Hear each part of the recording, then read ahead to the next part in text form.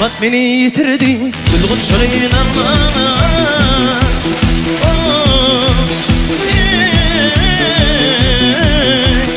Bağlakçının mekani Düştüm ışkı ummana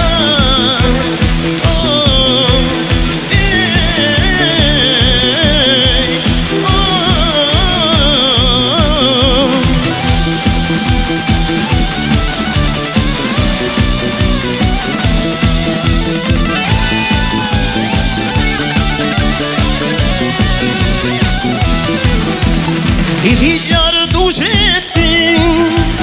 Millelime katastın Oğlum bak milnoni Şadına tutastın Aha Ey Aha Ey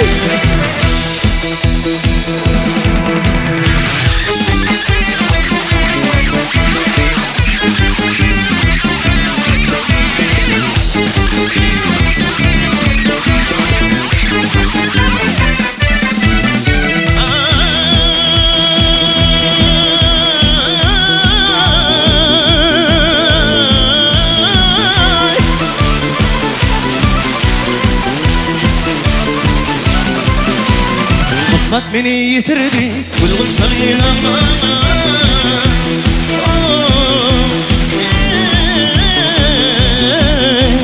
Bağlakçının mekani Düştüm ışkı ummana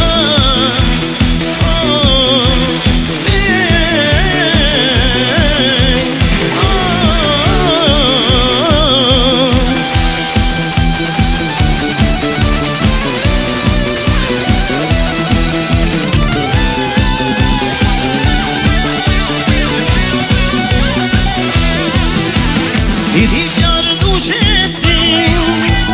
Millelime katastın Oğlum bak milnoni Şadına tutastın Aha Ey Aha Ey Aha Aha